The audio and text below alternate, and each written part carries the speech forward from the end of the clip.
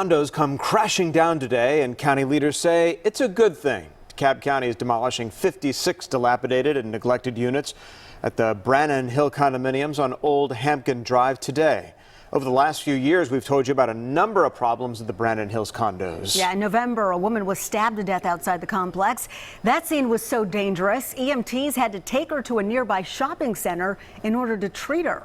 Now, we've reported on a number of fires that have damaged or destroyed buildings at that same complex. And we've showed you a number of code violations, including debris from burned down or torn down buildings and rusty nails protruding from wood stacked up next to old furniture. Fox 5's Portia Bruner joins us live from the demolition site with a closer look at what's being done there. Portia?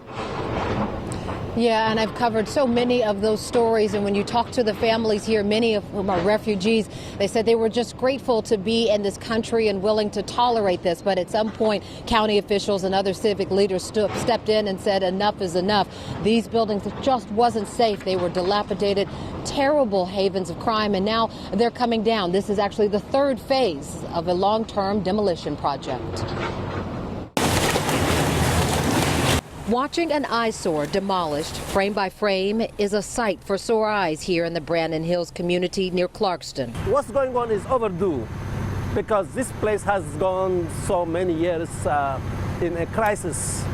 Residents who have called this condo community home for decades say it's a relief to see DeKalb County officials keep their promise to tear down homes that have been dangerous for years. This was unsafe for our children, for our family. Between code violations and buildings left abandoned after fires, refugees from Africa, Asia, and Europe found themselves surrounded by buildings that became havens for crime. We have been really trying to get help, and more people leave them and abandon the units.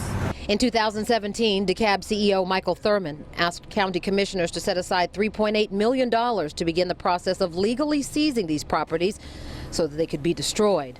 Thursday's demolition is the third phase of a long-term project that many residents hope will bring something good to this community after the dust settles.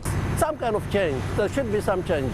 We cannot go on like this. We have 180 individuals, most of them children, living here legally. These are legal residents.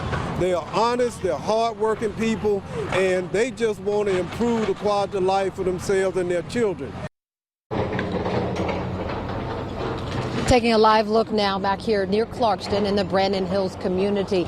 This building, one of 56 that will be torn down over the course of the next few weeks. The county saying that's obviously going to take quite some time, but they're also going to be taking some time to talk to the families who will still be living here. Not